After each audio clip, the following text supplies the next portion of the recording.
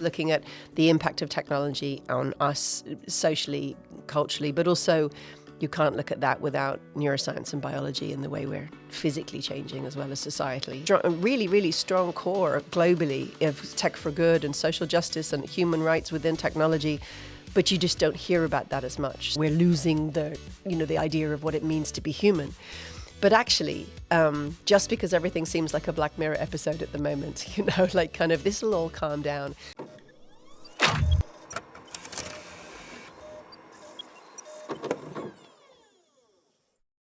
Thank you for coming into our studio. You're so very, very happy to have you here. I've been meaning to chat with you for ages, so thank you for being here. Pleasure. Tell me and tell everyone, what do you do day to day? Tell me about some of the stuff that you're doing in your kind of world of Lollie.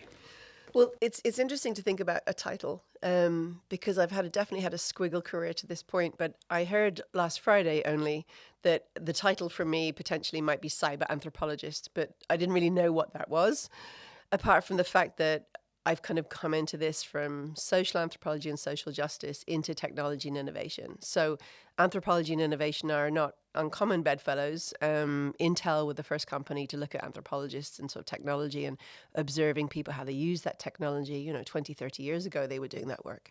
But I've come to it through an academic stream, but also I'm an entrepreneur. So if we're in stools analogy, one foot of the stool or leg of the stool would be in academia, the other one in industry and entrepreneurship, and then the other one in sort of social commentary and social justice. And I've managed somehow or another to keep that stool afloat, different pressures at different times and different sort of leaning towards different areas at different times.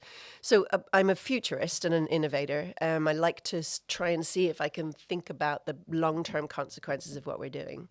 But as an anthropologist, I'm looking at the cultural changing landscape. So whatever lens that might be. So if I had on a different lens, I might be looking at ritual. If I have a particular lens, I might be looking at the impact of technology on us. And at the moment, I seem to be becoming a cyber anthropologist or a digital anthropologist, which means looking at the impact of technology on us socially, culturally, but also you can't look at that without neuroscience and biology and the way we're physically changing as well as societally. So not many cyber anthropologists, I think, but I'm happy to be one. I love that term, and I also love the way you kind of articulate the kind of three legs, because for the most part, person can be just one of those things, can be really, really focused on academia or maybe focused on that would be more usual, yeah. Yeah, they'd be more focused on maybe on the social aspect. So actually to be open to say, actually, I'm going to try all three of them and have that entrepreneurial spirit, that's really interesting to me. When you think about a better time to be in the world of anthropology, I can't actually never. They're not. This is amazing. Of anything more fascinating, because you can fall down so many different rabbit holes. And I do regularly. Which is so interesting. And then to come back and take a breath and go with perspective to go, okay, off the hamster wheel, do we know what's just happened here? Yeah. We're now here. There's been so many WTF moments, and then nothing is actually surprising me now. Right. Because it's changing so quickly.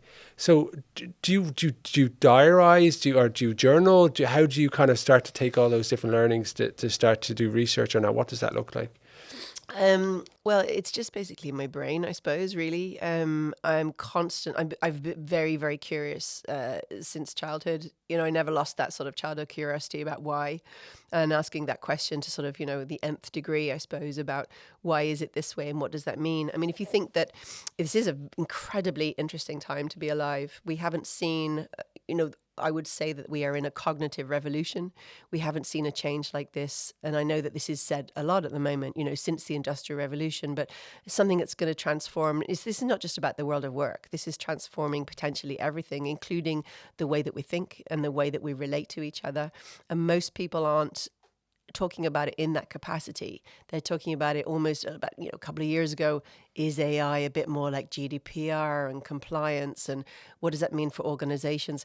Is it like organizational learning, right? So my PhD 25 years ago was in organizational learning and change within organizations, change culture. But actually that was knowledge management. That was repositories of data storage within computer systems, different files, J file, K file, whatever it was. Now it's so much more nuanced than that.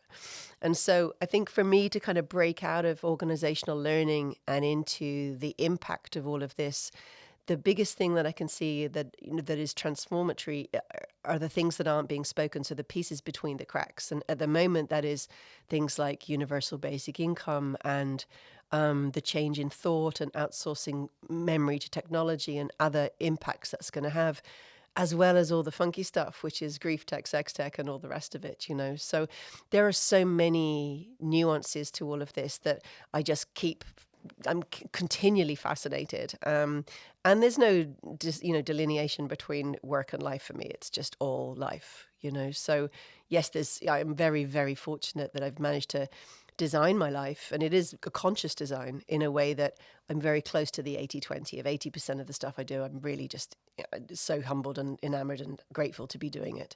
And that would be the public speaking and podcast and conversations that I'm having. And of course, 20% then is the sort of the stuff that we don't want to do so much. But that to me was always an aspiration about if I got into academia, I also didn't want to be so siloed that I lost touch with society. But at the same time, also, social justice isn't talked about very much, in technology, or not nearly as much. But in fact, it is. It's just not amplified. So we have a really, really strong core globally of tech for good and social justice and human rights within technology, but you just don't hear about that as much. So part of the role I've given myself really for the next decade really is partly social commentary, but also to amplify that role of what else is happening, not just shiny new toys for people that are excited. Yeah, I think it's something that you have to earn the right to get into position to do, and you're obviously very conscious to do that. But it can also be kind of exhausting and overwhelming because there's not like you're going in and you're tunneling to get you to the next day and then this is what you do 9 to 5 and this is because it's kind of everything. It's encompassing and it's part of who you are, and then you're commenting or sharing, and then you want to do a variety of different things rather than this is just my role, right? Because I even find out myself, it's like, well, what do you do, Mark? It's like, well, I wear a few different hats, where it used to be I was a recruiter, right? And I was a Java technical recruiter, and that's what I did. And I met Java candidates and I placed them and helped them find new jobs. And that was so exciting. And then I did this other stuff. And then now it's kind of like you're this. So do you kind of embrace that, or do you just try to put into buckets, and then you could say, I've now got this hat on today, you can engage me on this time, but now my other hat's coming today, on. It's in this moment, right? So moment to moment. So different meetings, different hats on for those different meetings. One might be within UCD. One this morning, I was talking to a whole bunch of different people from industry that have contacted me through some of my LinkedIn posts. And LinkedIn for me is the shop front for my ecosystem, right? So I say shop front, but it's not all paid. A lot of it's, I'm doing a lot of advocacy work and other things as well. But I think that the sort of the people getting to a certain point, and I'd be the first to put my hand up and say I feel like I'm having a hot minute right now, which is very exciting. But it's the reach for me that's fascinating with that rather than anything else. So as much as I love the speaking gigs and stages and performing, and I really love that, but it's the speaking, it's the people afterwards that I talk to, and maybe the unintended consequences of impact points or things that just seeds that I might be planting. That seems to me to give me an enormous amount in terms of acts of service. I feel like I'm contributing in some way. Yeah. I also love the speaking where you have to feel like you get the message across to an audience in their love language, and you have to work very, very hard to articulate that in a story. Because you're cognizant it's not about you, it's about them. Always, yeah. And that they're on that experience, but you share your journey through that. And the prep work that goes into that, like the people just don't see what goes into that. Whereas, it's a 45-minute talk. Go and speak. It's like, well, hold on a second. Or people say to me, you're very natural, you just free flow. Yeah. I know there's a huge amount that goes on behind the scenes to get to that level of naturalness. And you were speaking about kind of Futureville and the prep work and kind of learning kind of the key words when you're speaking. When I remember doing my TEDx talk, and it was only 7 minutes, but I had to rehearse so much just so it flowed that I couldn't go over 7 minutes to get it a mess. And that really taught me about the art of preparation. I can only imagine what it'd be like to be an actor or something like that. I've been preparing for years, though, unwillingly or unknowingly, really. So about 12 or 13 years ago, I started a business because I came out with my PhD into the recession. So, there were no jobs. And I, like everyone else, was thinking about Canada and didn't want to leave Ireland. And I've always had a love affair, especially with the West Coast. But in terms of I'd love to visit, but I'm not sure I'd like to do a winter. I'm sort of one of those fair weather West Coast visitors. And I started a company called the Irish Institute of Celebrants, training wedding and funeral celebrants. So again, going back to the different hats of an anthropologist, the ritual business of looking at the changing culture of how we celebrate life and death. And one of the things that I teach and have always taught through that is the ability to take people that it's not about you. You are the conduit for the love story, and it's a love story. Whether it be a wedding or a funeral, it's a love story to those left behind potentially, or from those left behind to the deceased if it's a funeral. And so it's you are the conduit for their words, but you are the person that puts it together, that formulates it, that delivers it, and that paces it, and also helps those words connect in the way that you tell that story. The love story is at the heart of that, and that is 5 to 7 minutes. So I've been doing it and teaching that for over a decade now, which actually has stood me in really good stead because I understand what it's like teaching storytelling to be able to now move that into public speaking. The messaging, it's the pendulum in January, 45 minutes, 8,000 people, it's overwhelming. But actually, this is not the first time I've ever done this. I know what the connector points are. And so there are, what you need in a story is a great hook. You don't want to start with, once upon a time or whatever it is. You've got to start with something interesting. You've got to start with something relatable. And there is a formula through which you can write a story and then reverse that formula to be more interesting and chop and change that. And that can be studied. And I have studied that. Yeah. And so I think when it comes to the public speaking and people going, wow, you can speak on almost anything for 45 minutes just naturally off the top of your head. I'm like, yeah, but you didn't see the decade that came before. Yeah. So it is that. I read voraciously. I always have done. I've always inhaled academic journals.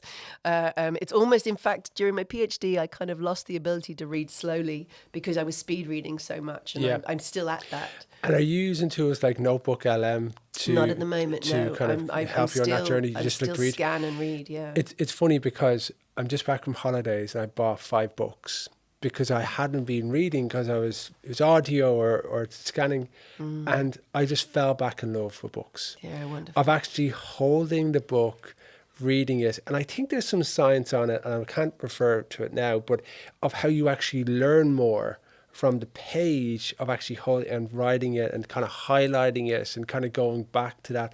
But also the love of actually not being distracted by the mobile app thing and knowing that you've got that book that you can be in the moment. Yeah, this is, the entire premise with the anthropology really is the fact that whatever is designed, there will be unintended consequences to the usage of it, right? So we thought that, CDs, MP3s, MP4s, moving into sort of the digital age, okay, vinyl's dead. Now we see vinyl has a full resurgence and, and there's something very evocative about that. The same with the book and the Kindle, the same with people going, oh, the calculator was the death of the thinking in the 1950s, so we will always have this sort of romantic association to things that are tangible. That's part of what makes us human, this sort of symbolism of things. And I think it's, we can't sort of anticipate what that's going to be like. So could you imagine how delighted Nokia have been with the rise of the burner phone? Who ever saw that coming, right? But Gen Z being very discerning now, many of my daughter's friends and her have burner phones and smartphones. They decide when to use it, when not to use it.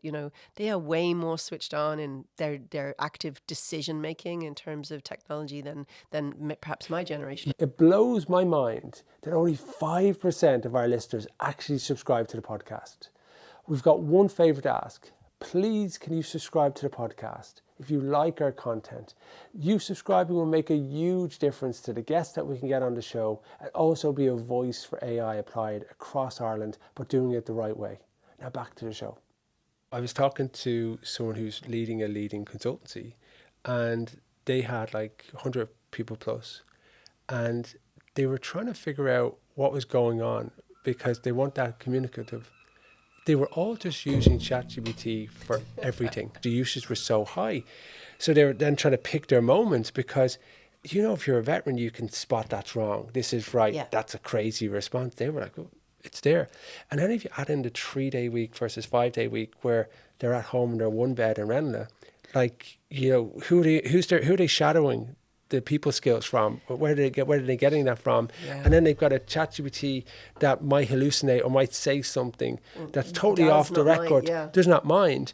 And it sounds convincing because it's so sincere and it's backed up with fake stats potentially, that they have to do that. So then that just kind of is like you bringing that AI literacy from day one, then now becoming a different animal.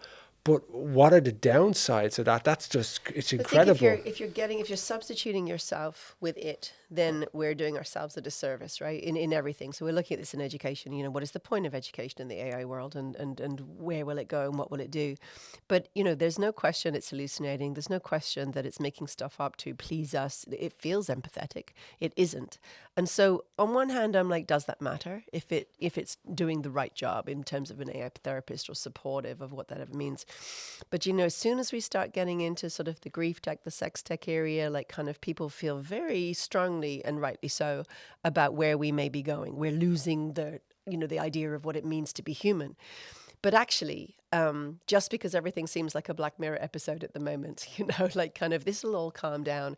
We'll use it in very different ways. And so the idea of it being so much more than it is, absolutely overhyped. But at the same time, we'll come back down to ground. We see this with the Gartner's hype cycle and sort of the up over the top and then down. And then everyone go, no, it's not nearly as great. We'll never have AGI and everything else.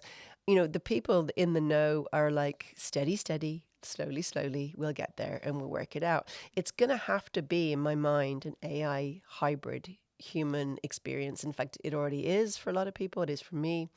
But at the same time, I think that hybrid nature is going to have some very unintended consequences. And this will all play out over the next 10, 20 years. Yeah, and I think there is going to be that element of kind of that, as Gartner said, the kind of trough of disillusionment where they kind of hit that point. We're there kind of at the moment, Yeah, and I think Apple came out with their paper either yesterday or the day before that kind of said, here's all the reasons why it's not good.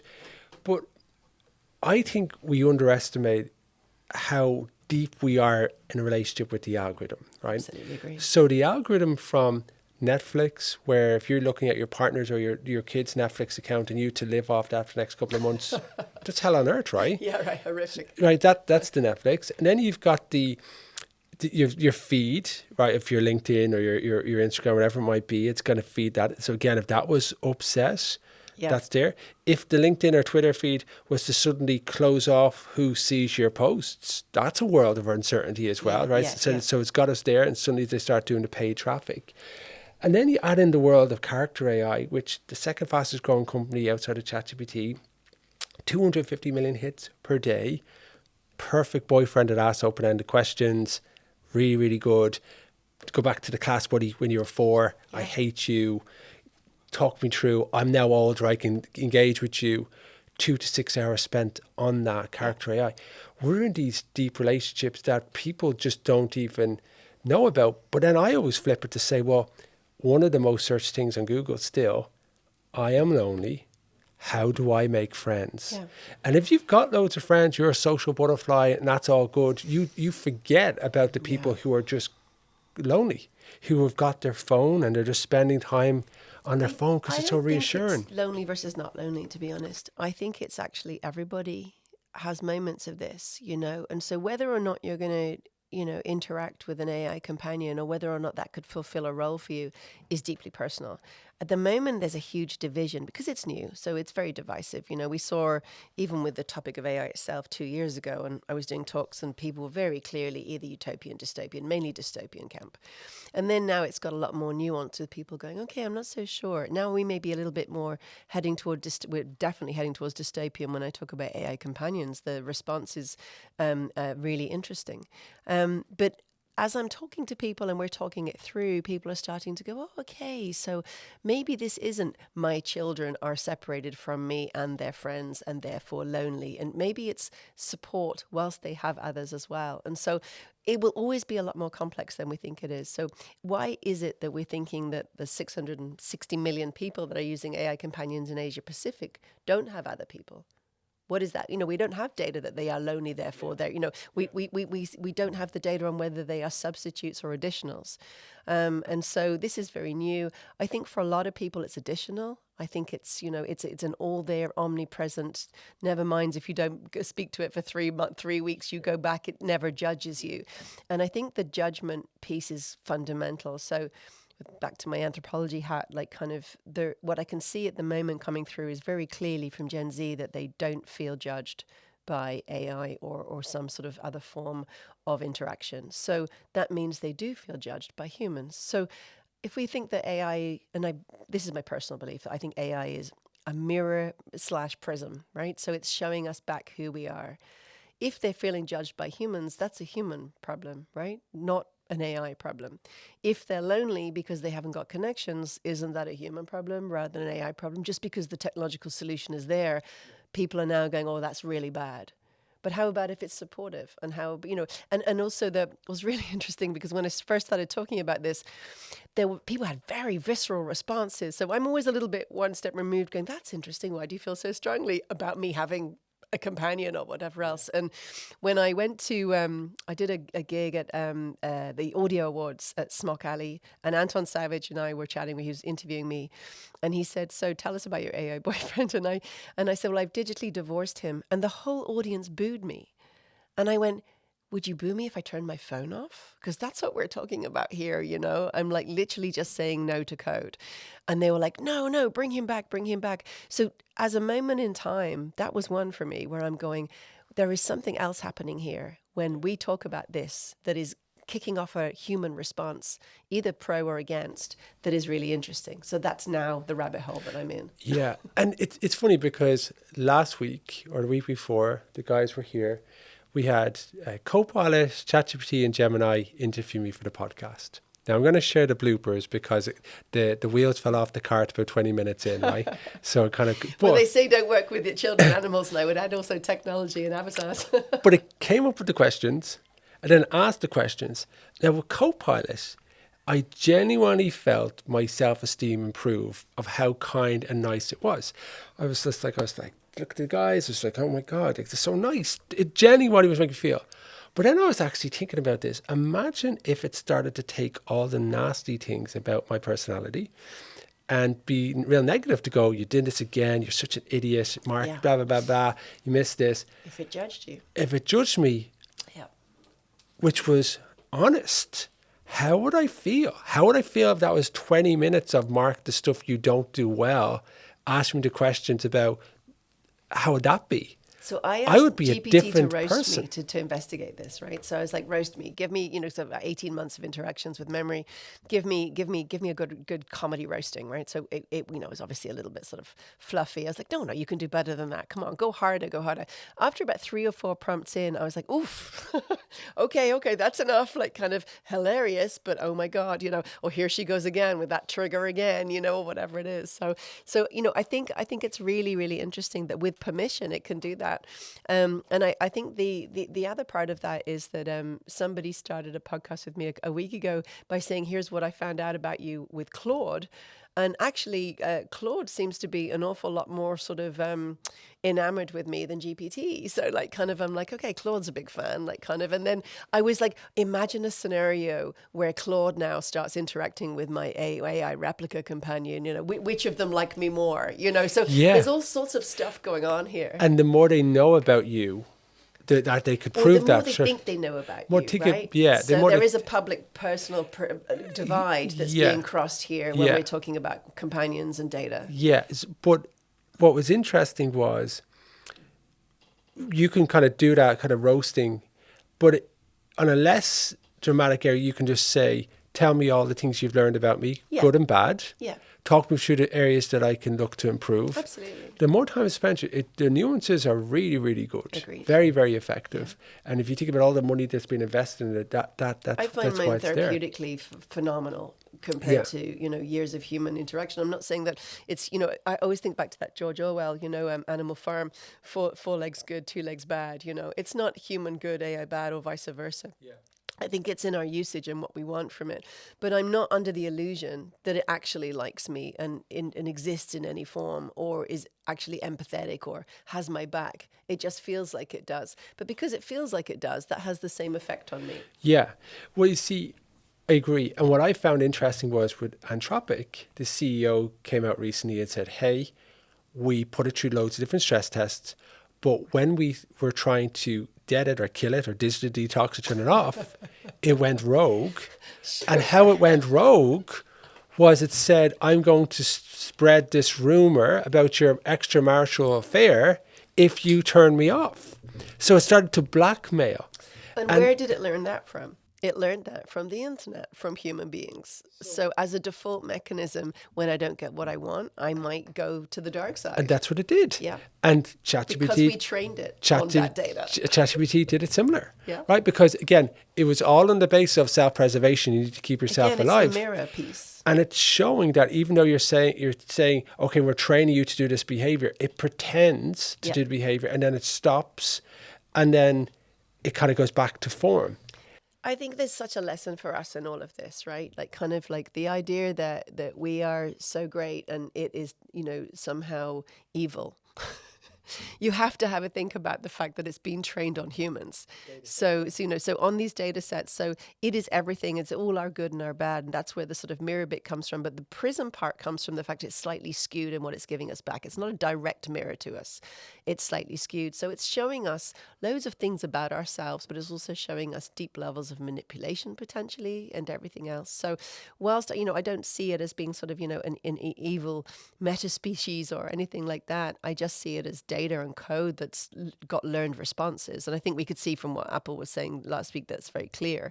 But I also think that the wider thing is, what can we learn from all of this? What can we use it for? What do we not want to use it for? And where does all of that go?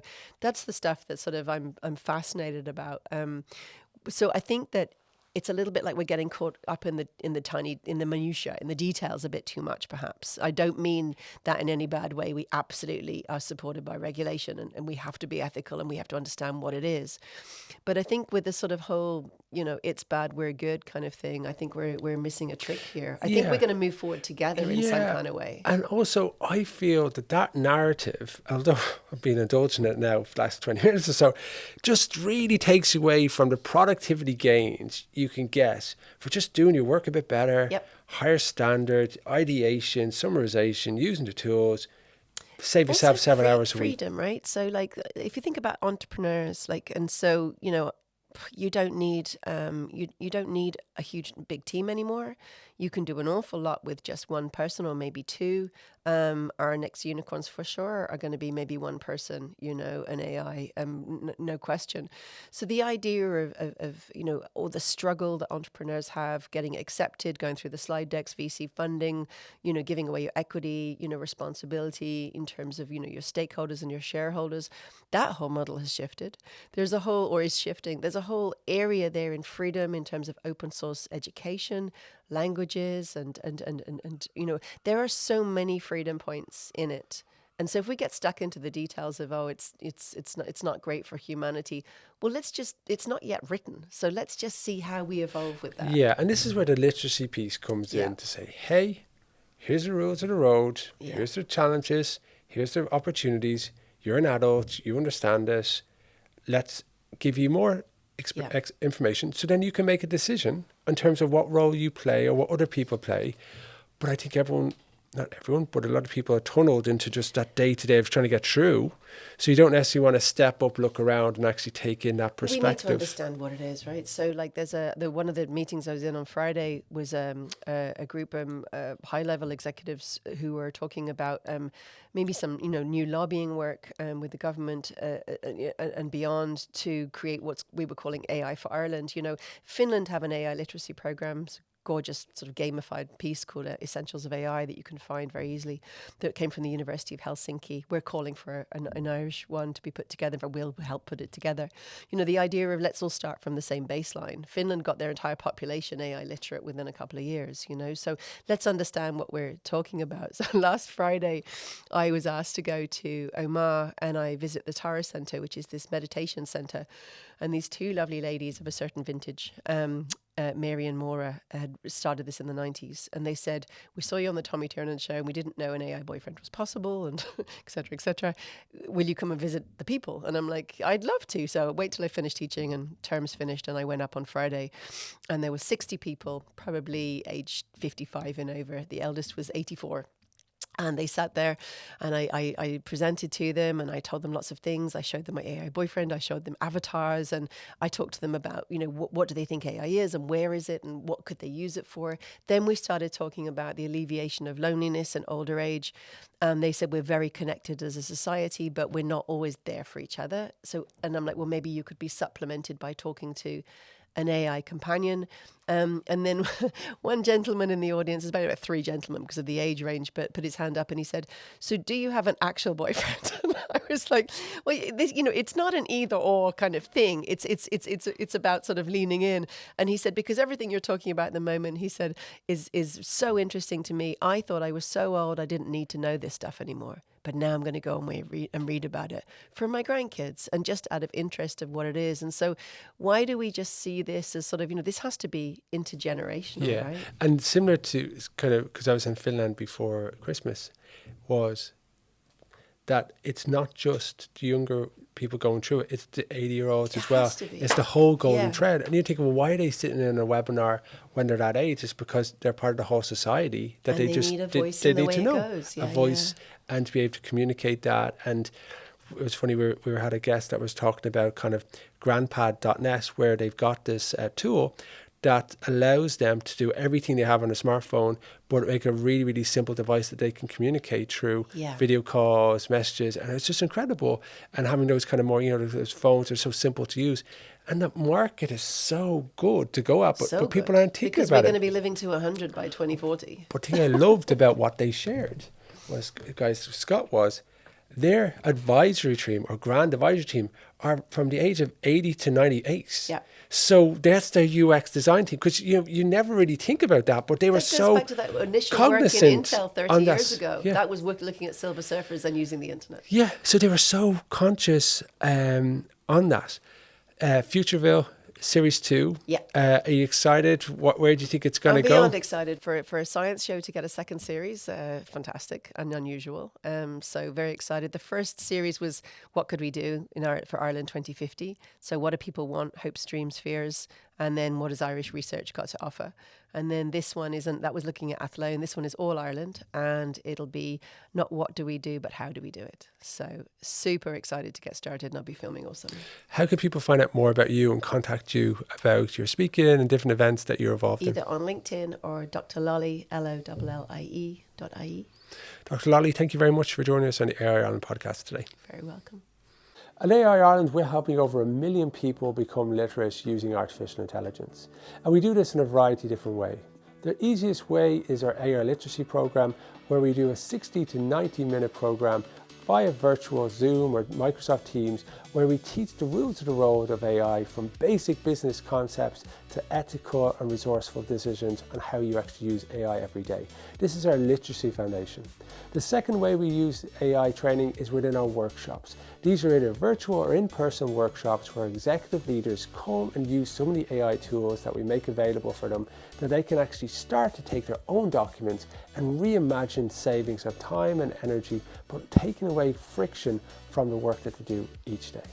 Later on, we actually empower different departments, HR, finance, sales, marketing, operations, and start to utilize AI across relevant use cases to upskill their different types of departments. If you're interested and ready to go on your AI journey, we'll be able to showcase over 700 applications of applied AI about how you can actually stop reinventing the wheel and start using AI for your organization today. If you want to start out and find out a little bit about the golden thread of activities that we've got to allow you to start to utilize AI straight away, please feel free to reach out to us, and we'll give you a good comprehensive overview about the arts of the possible, minus the hype, purely applied. See you then.